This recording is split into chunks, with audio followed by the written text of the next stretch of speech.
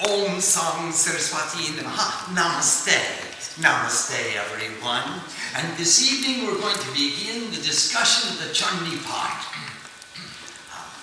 And Chand actually means to tear, or to cut apart. And Chandi is she who tears apart. And what does she tear apart? She tears apart the duality. And for those who are trying to be silent inside, she tears apart the thoughts. So one of the translations of the Chandi Path is she who tears apart thought. The recitation of the qualities, the attributes, the episodes, the adventures of she who tears apart the thoughts, tears apart the duality. This scripture is also known as the Durga Saptasati, the 700, Saptashati, 700 verses about Durga. And actually, as we'll find later in the text, it's not really verses, it's 700 ahutis, 700 oblations.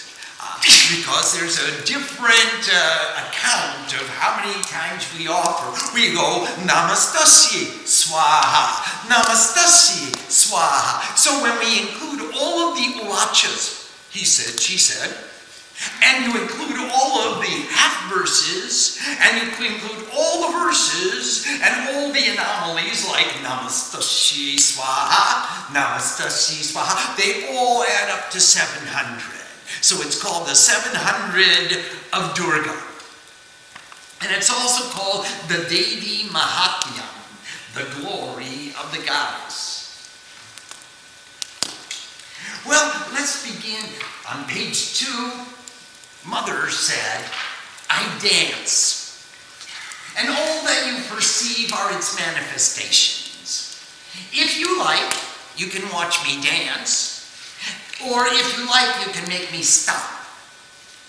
He who can make me stop, I make him a seer, a rishi, a being of wisdom, a Brahman, one of intuitive vision, my husband, Lord Shiva, the consciousness of infinite goodness.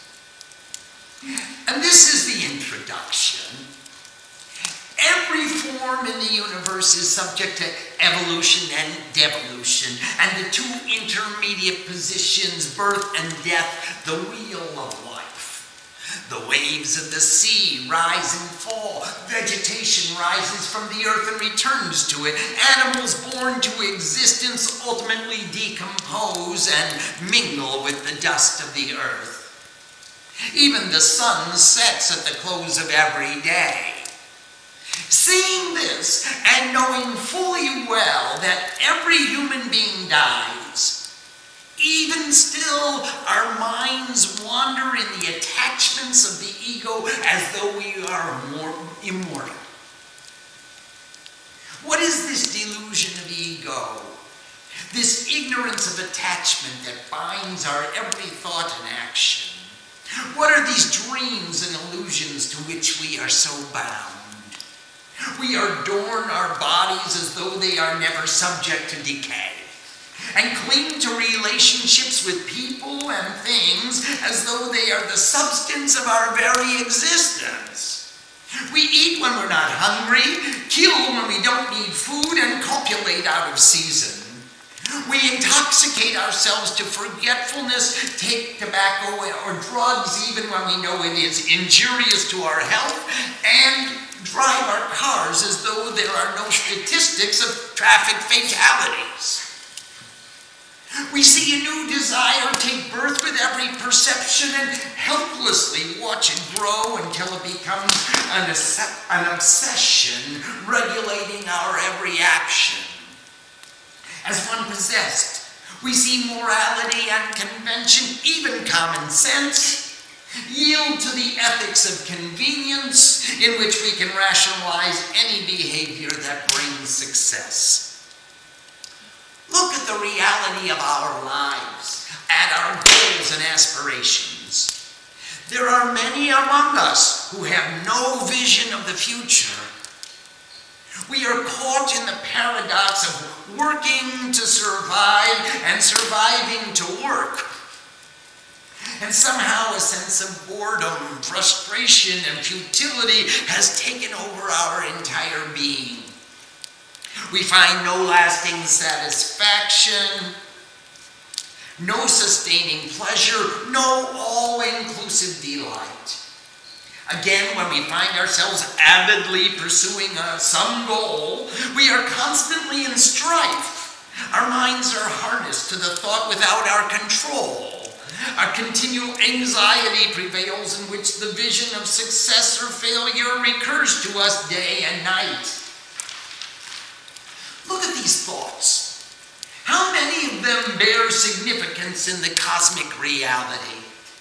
How many of them are such transient and petty desires that we ourselves can't remember them even after a few hours or a few days, let alone in the context of the history of civilizations or the evolution of humankind or the origin of the universe? What delusion has possessed us? And how do we go about purifying the ego so as to get rid of this bondage, so we can maintain our divine perception as gods and goddesses in the garden of bliss? In the Durga Shaptasati, Mother shows us how to do just that. Give them all to her. The continual recitation of this book is designed to accomplish this. Every character mentioned in this book is within us. The forces that impel us to realize our own divinity, fulfilling our lives with love and joy and a sense of meaningful purpose, as well as the forces that incline to diminish that perception. In the case of the enemies of the gods, the Asuras, which has been rendered as thoughts, primarily the root meanings of the words have been employed. Asuras, in Vedic uses, is an epithet of both the gods and their enemies alike. It means variously spiritual, incorporeal, divine, a good spirit, an evil spirit, and an opponent of the gods. In the Puranic literature, it is almost exclusively used in this latter sense that the term is used. Just as the gods or devas are the forces of clear perception, their opponents must be those that obscure clear perception, self-centered, egotistical thoughts. In the case of the Devas, the Vedic tradition has been implied almost exclusively, with the exception of the creative, maintaining, and dissolving capacities of consciousness, which are the Puranic conceptions of Brahma, Vishnu, and Shiva. The symbolism of the weapons of war has been defined from a consensus of oral traditions, combined with the available scriptural references in the Tantras. It is the qualities and characteristics of spiritual discipline symbolized in these words that is relevant, more so than the question of with what physical weapon did she strike. Hence, these words will take significance in the individual meditations of the seeker, and their definitions will change with growth, development, and progress along the path. This principle is even more true of the goddess, the mother of the universe. In one sense, she resides in the image, the photo, or the idol of worship. In another application, she is manifested in the physical body of the worshiper. And again, her feet cover the earth and her crown extends to the farthest reaches of the atmosphere. On every level, the scripture is a commentary on the evolution of consciousness. And just as open and broad and expanded is our consciousness, so is the definition of the form that we perceive. The Durga Saptasati, or Chandi-Pat, is Puranic, comprising 13 chapters of the Markandeya Purana, numbers 81 to 93. It dates between 900 and 500 BC. However, because the first writing in India was not widely used until the 3rd century BC, it is most it is precarious to proclaim any accuracy as to the actual date. It most probably assumed its present form during the 4th century AD under the patronage of the Gupta kings, when scholars collected, edited, and recorded the oral traditions of prose and poetry prevalent among the many peoples of the empire. Certainly, its root is Vedic. The entire Chandi Path purports to be a commentary on the 2 Rig Vedic hymns included at its beginning and at its end. The Ratri Shukta, praise of the night of duality, and the Devi Shukta, praise of the goddess who is unity. We must dispel the darkness of egotism in order to realize that I am a divine being of infinite perception. Chandipat is a fundamental, authoritative text of the Tantras. It gives definition to method and practice of the oral tradition that can only be learned from a qualified guru, the practice of which, when mastered, opens up the doors to the secret and makes available all the magic of the Tantra. A new way of perceiving ourselves and the world around us. This is an intellectual interpretation of the Chandi. But to realize the real Chandi, we must strive to make the goddess the sum and substance of our entire life. This may be accomplished by sitting in an asana and pronouncing the mantras of this work, and by striving to make the asana and the recitation longer. Do not worry about not understanding. Do not worry about pronouncing the Sanskrit perfectly when you first begin your practice. Do not worry about anything. If you study this and other translations and commentaries and devotedly recite, Chandi will become known to you. The one who understands it completely is Lord Shiva. And to the extent we are capable, we become him. Thus, the Durga Saptashati is a practical training manual. As human beings, we have become habituated to being beset with thought. Through the study and practice of this work, according to the prescribed procedure, we seek to free ourselves from this habit, to take the ego I out of thought, to find the remedy of that all too chronic disease, attachment, and to expand our awareness beyond the relationships of this physical body so as to intuit by direct perception the bliss of the universe. Saptashati is a way. Daily reciting the verses, we offer to Mother all our troubles, afflictions, all manner of thoughts and perturbations, even the very ego itself. And one by one she cuts them down, purifies them with the vibrations of her mantras until we too become the one of intuitive vision who only desires the highest wisdom that removes the attachments of the ego. In translating this work, I hope to put forth an effort that will please my parents, my gurus, the rishis, the gods, the mother of the universe, and upon its completion, to become Lord Shiva. It's Swami Satyananda Saraswati, Rishikesh, 1981. And actually, that was the first edition published by Motilal Madarsidas. In 1974, I published the first version of the Chandi in Rishikesh. Here is an introduction to the 6th edition. It is more than 20 years since I worked on the original translation of the Chandi Path. So much has changed in the world since I roamed the forests of India asking all the holy people I met how they could explain these verses. Over these many years, Hinduism has become a global culture, and the word yoga has been assimilated into every modern language, and people are reciting the Chandipat all across Europe, throughout North and South America, and in the Far East, the Middle East, Australia, and New Zealand, Japan, and Malaysia, certainly throughout India, and wherever students of Oriental culture and Hindu philosophy congregate.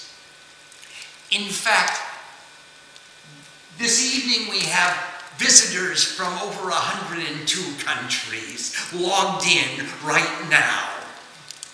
Namaste to you all. There were a few areas which needed to be updated from the original translation. Many students complained that I often wrote in Indian English, which is no doubt a dialect significantly different from Americanese, which I've learned quite well since I've been back in America. Having lived in India so long, it was impossible to remember what proper American English was supposed to sound like. And therefore, this new edition has tried to edit out many of those uncomfortable usages. Also, the scripture has always been just as applicable to women as to men. However, the grammar followed the cultural traditions that suggest the men performed tapasya and the women provided support, nourishment, and enabled the discipline. Whether or not this may have been true in ancient times, it is no longer applicable to the present circumstances. Both males and females have an equal right and authority to pray to God. This has been rectified in the current translation, which now remains neutral in matters of gender, except for the obvious references to the gods and the goddesses. Punctuation has been applied in a much more liberal dosage, and it is a delight to discover people who get paid by the comma. We hope that the additional ink on the paper will make this edition much more readable and discernible, although it is still a translation of a work which precedes Christianity by at least 1,000 years or more. But most important is the goddess, the Divine Mother, who has remained with me all these years. Her presence in my life is increasingly more vibrant and more tangible. The famous proverb reminds us that love is such a commodity. The more you give it away, the more it will grow. I always remember that samadhi, pure intuitive vision, as he is called in the story, ask for the boon of eternal devotion to the Divine Mother, along with the wisdom which removes the attachments of egotism and possession. After she granted him that boon, he constantly traveled the world and set up altars to the Divine Mother and taught people the joy of submerging ourselves into the worship of divinity. These last so many years we have been doing something similar by circumambulating the globe and translating the methods of worship into many languages. It is our absolute delight that because of these efforts, the Chandipat is being recited by many people in many lands, and the pujas are being performed with sincerity, regularity, and a degree of efficiency which will make every devotee proud. After all, that is the meaning of a sadhu. I want to thank Nanda, whose knowledge of English is exemplary, and Vitalananda, whose knowledge of computers is exact, and Shrima and the entire Devi Mandir family, who have worked so hard to point me in the right direction and to offer support. I only pray that all of these efforts bring about a better world filled with devotees who respect each other because of their love for God.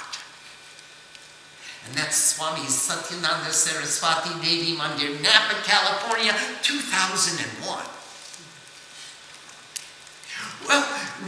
further into the table of context when we get to the Brahma Vashishta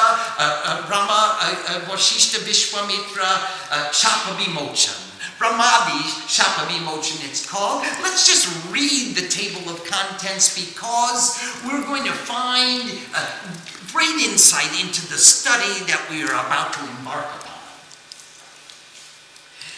Chapter 1, the 7 verses that express the essence of she who relieves all difficulties. Remember, Durgam means an obstacle or a difficulty, and Durga removes the Durgam.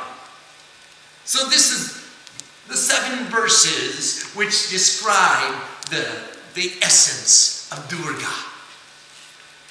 The Sri Durga Stotra Shatanam Stotram, the song containing 108 names of the respected reliever of difficulties. And these 108 names are indicative of 108 qualities that each of us devotees will want to inculcate and exemplify in our day-to-day behaviors. Brahmadi Shapa Vimochanam, the removal of the curses by Brahma and others. Remember the Chandipat, the 700 verses were so powerful that Brahma and others gave curses to those who would abuse or misuse the verses of the Chandi. And the curses said, this is a scripture of personal transformation. With this text, you have the ability to make yourself divine. You can become pure. You can surrender the ego, and you can surrender all of your attachments and become a pure devotee of God. If you misuse these verses, and instead of using it to cut the ego, you use it for self-aggrandizement.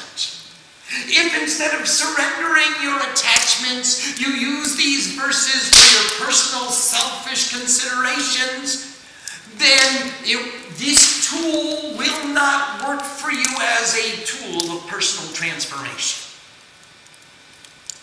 And that's the curse. So if you say to someone, give me money, I'll recite the Chandipat and change the fruit of your karma, that's pretty selfish. And the next time you are burdened by and perplexed by egotistical attachments and thoughts, where will you turn for solace? You've already abused the tool. It won't work for you. And that's the curse. The armor of the goddess, the Devyakavacham. And here we establish the energies of the goddesses all throughout our body, and just like a suit of armor, we establish her vibration inside, cover it with a suit of armor, and no antithetical, no inimical vibration can permeate our armor. We remain centered in the oneness with the goddess. Athargala Stotram, the praise that unfastens the bolt, the door to the secret of the goddess is formidable, and it's closed with a deadbolt lock and a safety latch and a security pin, and now we're going to open that deadbolt lock. You want it? And we open the deadbolt lock by remembering the prayer, Rupam Dehi, give us your form. Let me be the manifestation of you, the perfect image of the goddess. Rupam Dehi, Jayam Dehi, give us victory. Let me conquer this small self. Let me conquer this selfish I and become one with the big I. Let me take the broad view. Jayam Dehi, Yashodehi, give us welfare. Make the whole universe filled with welfare. Dvishojaki, eliminate all hostility, remove all conflict. Make us us in the greatest peace. And if we keep that prayer deeply seated in our hearts, we can open the bolt, the lock to the secret of the goddess. And then the kilikam, we open up the pin or the safety latch, the security lock. And to open up the pin is so very, very clearly written. Tadati pratigrinati nyanati shaprasidati itaham rupena kilena mahadevina kilitam. Just as we give, so shall we receive. And this is the form of the pin, the security latch, with which the door to the secret is closed and secured. And that means if we give a lot, we're going to get a lot. If we give a little, we're going to get a little. And that's the pin. And now we recite the Vedic Ratri Suktam, Vedoktam Ratri Suktam, the praise of the night of duality. Because here we are in the field of duality. I mean, there's more than one. There's me and you and all this world. And now we want to move from the darkness of duality to the perception of the goddess who is unity. And this is the journey of the Chandi. The Tantrotam Ratri Suktam, this is the tantric praise of the goddess of duality, the night of duality. And then the highest meaning of the goddess, Devyatar Vishirsham. And then we recite the system of worship with the 9-lettered mantra, the Navarna mantra, which is the Mool mantra of the Chandi. And we'll talk more about that as we get into the system of worship. Let's look at the text, the body of the text itself. Chapter 1, the balance of too much and too little. And we said to Mom, we want to sit still, we want to be quiet, we want to have peace and bliss inside. And Too Little said, you can't sit there. You don't have enough. Get up and get some more. Get an education, get a job, get some money, get some more. And then we went out into the world and did all that was incumbent upon us, and we brought home all the stuff and said, now, Mom, we want to sit still. And Too Much said, you can't sit still. You've got too much. Get rid of the extra. Get rid of the excess. Take out the garbage. Clean your closet. That Mahakali came, and she is the one who takes away all the darkness. And she illuminated how much do we need? What's the right amount in order to accomplish our goal of sitting still? And that is the balance of too much in chapter 1. Chapter 2, the slaying of the armies of the great ego. We'll talk more about them as they come to, well, you can see them every day as they come. Anger and passion and foul mouth, irresistible temptation, wandering to and fro. The great frustration, haughtiness, blindness, anxiety, want of resolution. What shall I become when I grow up? These thoughts that keep perplexing us, even when we sit down and say, okay, I've come to meditate upon the goddess, I am a devotee, and wandering to and fro says, not there, sit there. Not this guru, that guru. Not this scripture, that scripture. Chapter 3, the slaying of the great ego. And how blissful is that feeling when we see her take out her broad-edged sword and whoosh!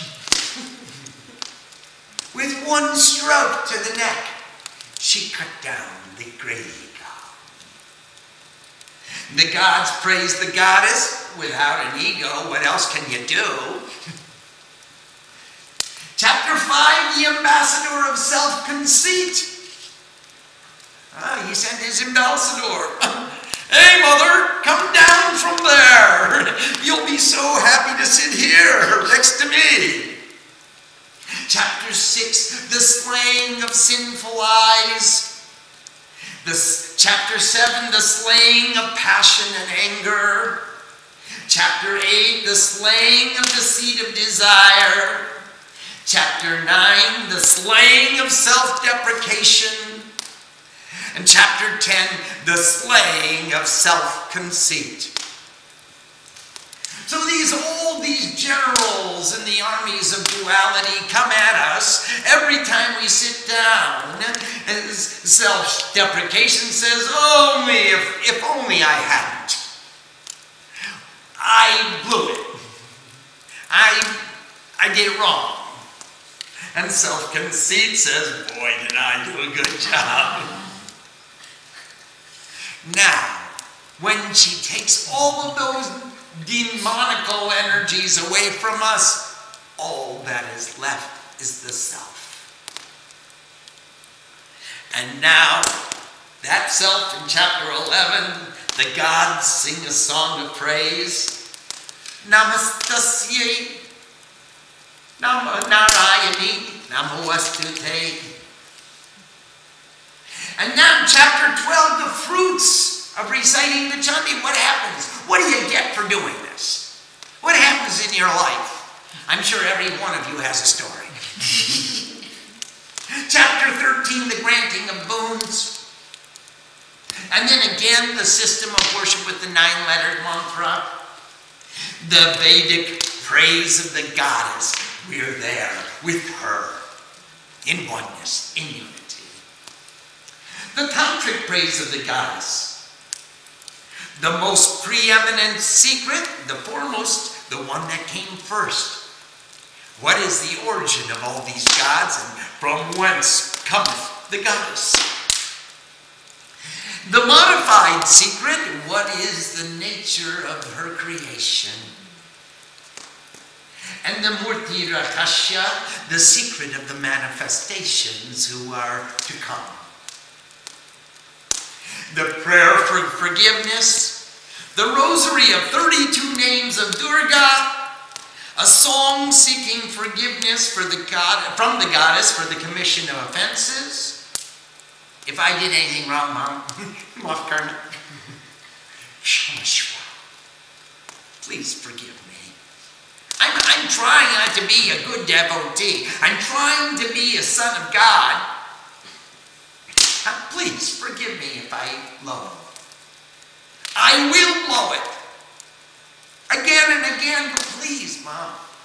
Pick me up, dust me off, put me on the right path, and send me on my way again. Don't let me stay down. Please.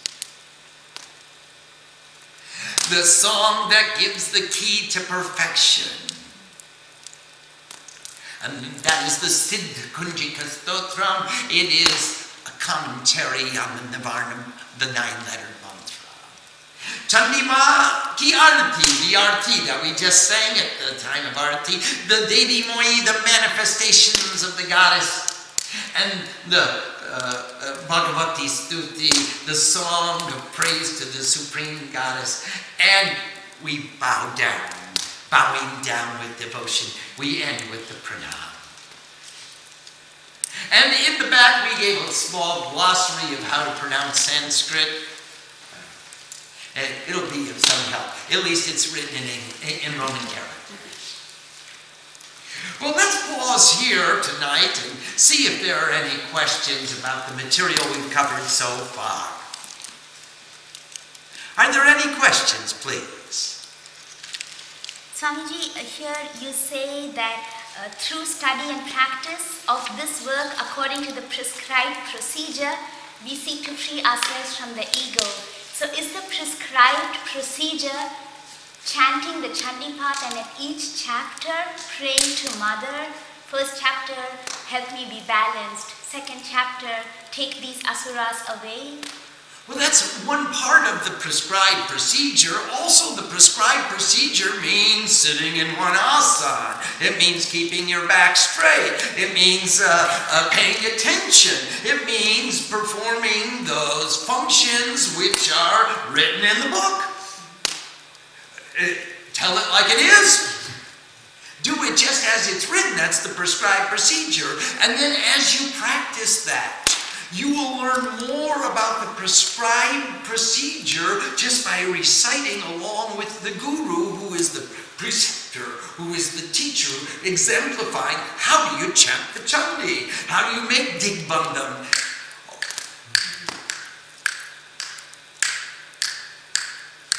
These are all parts of the prescribed procedure. And what does it mean? The intellectual understanding to accompany the intuitive feeling that we get when we perform the Chandi recitation according to the prescribed procedure. It's not like we're going to sit down and read it like a novel, or, I mean, we can do that as a study, but it's not we're going to sit down casually and lean back and this is a practical training manual. How do you be a sadhu? What sadhana did they do to realize what they realized? What sadhana can we do to put ourselves in the same bhav, in the same position, in the same environment, in the same mindset, so that we realize what they realized? The prescribed procedure. Are there other questions? Swamiji, there's a question from Srini. Yes. Namaste, Srini Baba. We're missing you here, but I'm glad you're there. Swamiji, on page 4 in the Durga Saptashati, Mother shows us how to give them all to her. How should we give or dedicate our thoughts and actions to God every moment? Srini, as much as we focus on the task at hand, so much all the other thoughts become oblations to the divine fire. If we are attentive to what we are doing, when we say the mantras and think the mantras and feel the mantras and apply that to our lives, what happened to all the other thoughts? They were the offering. Because now I'm thinking about you, Mom. I don't have time to think about the other thoughts. Those are asuras that are coming to me to say to me, hey, Swami, leave that lady over there and come out with us and we'll march around the universe and we'll show you delight. This isn't true. We won't accept that fallacy. So in this way, when we fill our minds with the thought of the goddess and the thought of the text, the thought of the fire and the thought of the oblations, all other thoughts are gifts. They're offered to the Divine Mother. Question from Nanda from San Jose. Namaste, Nandama. Swamiji, can you please share with us what led you to Chandi? What made you choose Chandi as your primary sadhana? Thank you and love, love, love. Namaste. All you need is love. My guru chanted the Chandi. And I didn't know because he always talked about the Vedas. And I kept saying, what are you chanting? And he said, oh, here, study Rig Veda. And I studied Rig Veda and I said, what are you chanting? And one day he said, it's called Chandi. And I immediately raced to the bazaar and purchased a copy of the Chandi. And started to go through the Chandi and look up every word in the dictionary. And try as I could to break up the sandhis and understand. And then I read a Hindi commentary and translation. And then I read a Bengali commentary and translation. And by that time, I was hooked. Then I took my copy of the Chandi and I put it in a jola, one little bag. I put a blanket over my shoulder, wrapped a towel around my head, and I walked around the Himalayas asking every single sadhu I met, can you tell me what this means? And boy, some guys came up with some whopper tales. But every now and then I met a beacon of light, which was so inspiring, and I would sit down outside their kutir, outside their mud hut, whatever they had, and I would recite the Chandi, and then I would go inside and say, hey, what does this verse mean? And how do you apply it to your life? And we would talk about it. But many people, and I have diaries that I wrote down what they said. I did that for a couple of years. It was really a trip. What a way to see India. I mean, just walking around from sadhu's hermitage to sadhu's hermitage, from hut to hut, from temple to temple, and everyone I met, I'd sit down and sing the Chandi, and then I'd say, what does this verse mean? And then the whole village would crowd around, and everyone would come out. There's a foreigner in our village. What is he doing here? He must be from the CIA. He must be trying to find our innermost secrets. And it's true. I was searching the innermost secret, and I found the greatest treasure of India, and I brought her back to America with me. And I tried to take her essence and put her into a book and share that around the world with so many dear friends. Nanda, that's how I got hooked on Chandi. Then it got better. I got to tell you even more in the story. Because there are other traditions that are, some of it is in the Chandi, and some of it is alluded to in the Chandi, and much of it comes from the oral tradition. It became tapasya. So I would do things like sit in the snow and sing the Chandi. I would do things like sit in a glacial lake and sing the Chandi. I would sit in a ring of fire and sing the Chandi. Pancha Agni Sadhana. And in many ways, I tried to go beyond just reading the Chandi. I tried to make the goddess the sum and substance of my life. In fact, I built a memorial to her. I published her in books, and I put her in a temple, and I put her in many, many, many temples. But this one is a big temple we built ourselves. A whole family got together with the inspiration of Chandi and built a memorial to our love for Chandi, where we can share her essence. What does it feel like to be without thought? Or with only having one thought, and to be so passionate about that one thought. To be so much in love that you can't think of anything else. And Srini Baba, that's how all the thoughts became oblations, offerings to the Divine Mother. Because when you're thinking about, you're so much in love that I can't think of anything else, what happened to all the other thoughts? And that's just how it works.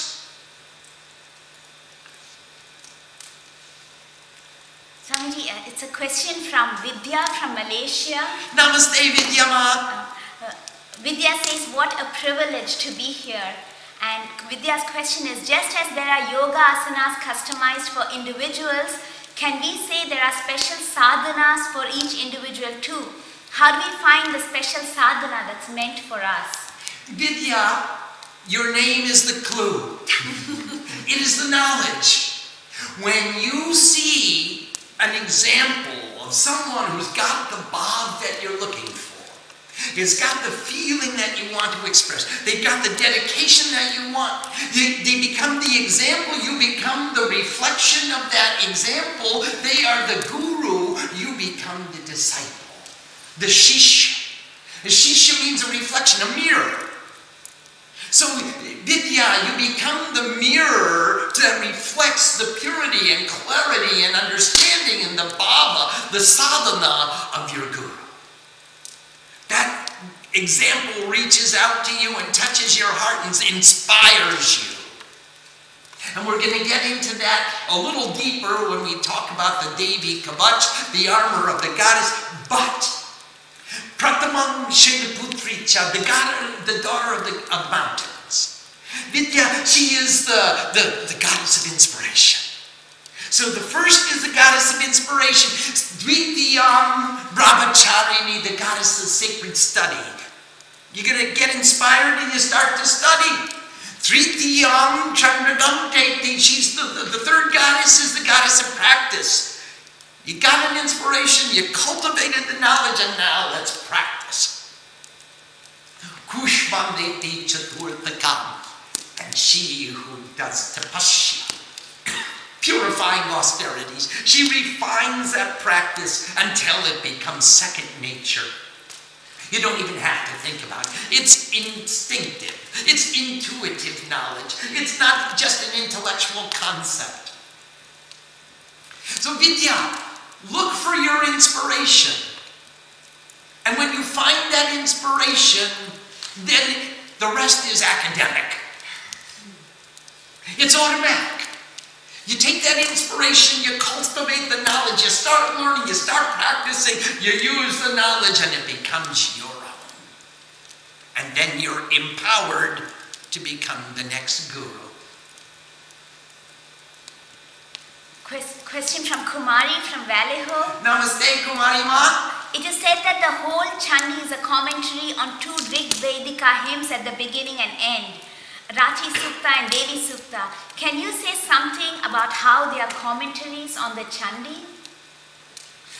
No, they are not commentaries on the Chandi, Kumari. The Chandi is commentaries on the two Rigvedic Shuktas.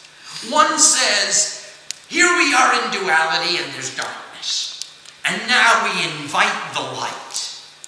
And the other says, here we are with the goddess, and all there is unity. All these gods, goddesses, all these forms and manifestations only emanated from her, and now she has withdrawn those forms into her, and now here all our perception goes back into the goddess. And we are one with the mother of the universe. In this way, the Chandipat is the commentary, it's the bridge that takes us from the darkness of the night of duality to the illumination of the goddess of unity. This is step by step. How do you make the journey? This is a practical manual. How do you do it? Kumari, first put too much and too little into balance. Then put yourself in the harmony of yoga. And step by step, inhale the mantra and exhale the mantra and make an offering of all your thoughts. And she's going to show us how to do just that. That's how. Question from Nilima from New Delhi. Namaste, Nilima. Swamiji, about Argala Stotram and Kilakam, what does it mean removing the pin and unfastening the bolt? Nilima, the door to the secret of the goddess is fastened with a deadbolt lock. An arc. And in order to open up that door, we have to open up the deadbolt. We have to unlock the door before we can open it. Now, in order to do that, we remember that our prayer is Rupam Dehi, give us your form. Let us reflect your attitude completely. Give us victory. Let us destroy this, let us cut down, let us defeat this selfish ego. Yashodeki, give us welfare. And Vishojati, remove all enmity, all hostility, all conflict. Make me a being in peace. And that's the article. The Kilakam is a sickle. A security latch.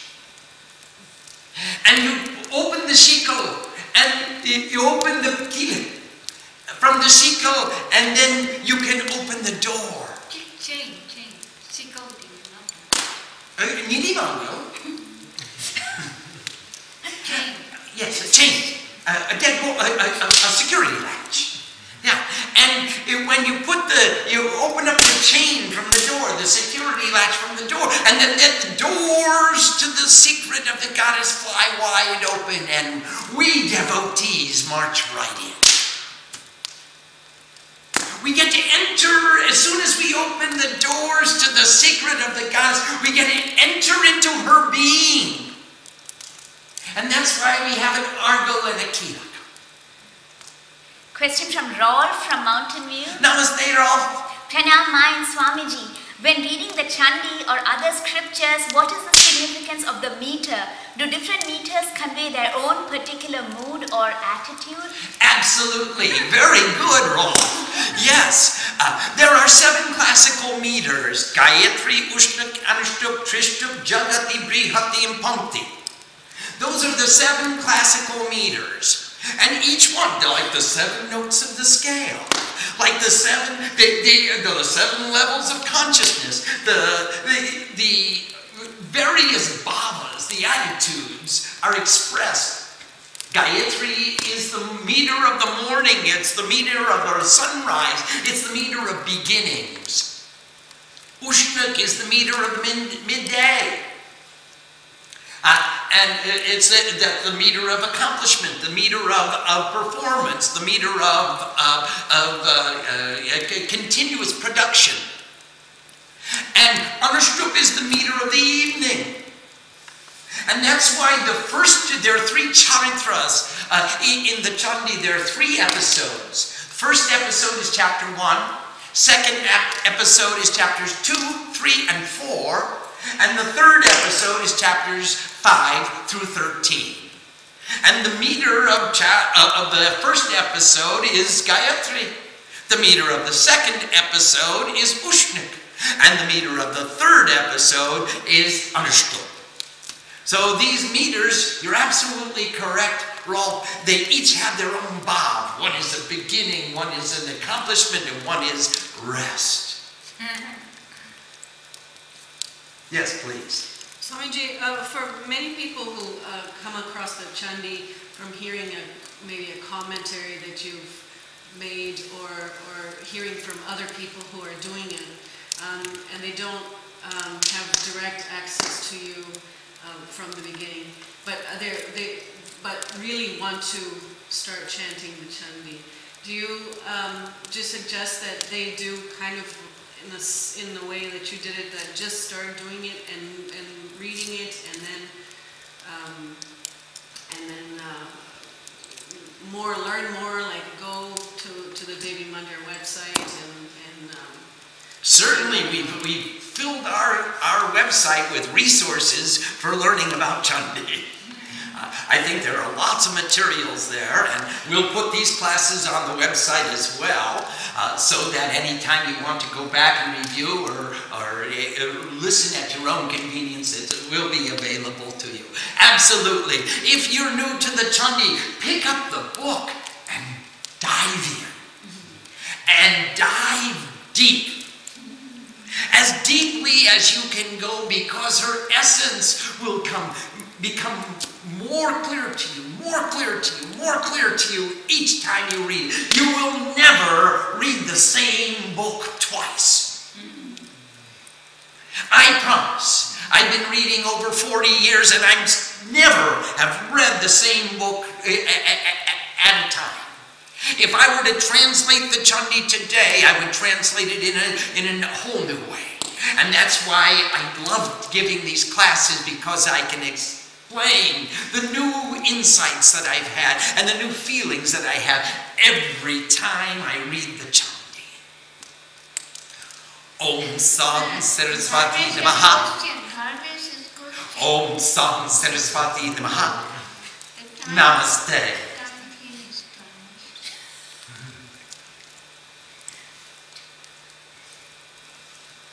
Namaste, everyone. Dharmesh has a question. It is said that it's tantric and it has many practices inside. Can you expound a little bit on the different practices? No, I can expound a lot. Let me change the tape and we'll talk about it some more. Actually, now that we're off it's a shame we didn't get this on tape because this is something very interesting. Everybody come in, we'll pay attention anyway. Get it once, and it's yours for life. Mantra, yantra, and tantra are inseparably connected. Wherever there is mantra, mantrayate is an intuitive experience. It takes away your mind. You go beyond the mind. Just blow your mind. Yantra is an intellectual understanding. It's often a graphical representation. It's an expression of that intuitive experience. And tantra, tan means body. Tan means body. It's a practical application. What did you do to get that experience, to get that understanding? What did your body do? Mantra, yantra, and tantra. Now these are one. They're inseparably connected, like the heads and the tails of the coin. You can't have a one-sided coin. You can't have a spiritual experience without mantra, yantra, and tantra. They are inseparably connected from the Vedas. So to speak of this as a tantric text means that it's going to tell you, what do you do? How do you do it? Not only is it going to tell you what you're going to feel like when you do it, and how far you can go beyond explaining or expressing in verbal terms what is that feeling. It's going to tell you, what do you do practically? How do you sit? How do you breathe? How do you chant? How do you read? Where do you focus your attention? It tells us. And in doing so, it becomes a very, very practical training manual, which tells us just, how do I teach myself? Hey, self, you've been in the business of thinking for all these years, and you think, I am something special. Now, how do I train myself to stop thinking like that and think, you are something special? I am privileged to be a devotee sitting here looking at you. Sitting here getting your blessing. I am privileged to be a devotee. How do I make that? That's a pretty big shift in consciousness. After so many, many years of training yourself to be important in this world, now you're going to train yourself to be a nobody. So, Chandi is going to tell us how to do that, practically. That's what she does. She says, hey, it's a privilege to worship. I mean, you know the feeling that we felt this morning as we were all waking up from our worship? Wow. And today's the first day. Just stick around for a week or two without food and see how it feels. So that's what it means as a tantric text. It's not from the tantric era historically. This is from the old Puranic era. This is from Markandeya Purana, which is the first of the Puranas. It's the oldest Purana, so it even contains passages of Vedic Sanskrit. So the transition from Vedic Sanskrit to Puranic Sanskrit occurred somewhere between 1200 and 900 BC. So that's where this text comes to us from. Now the Tantras were the 3rd century AD. Those were the Tantras as works of literature. But mantra, yantra, and tantra are all throughout from the inception of our understanding of Vedic civilization. They can't be in any way segregated divided. Now some people say, well, there are mantras that occur in the Vedas, and there are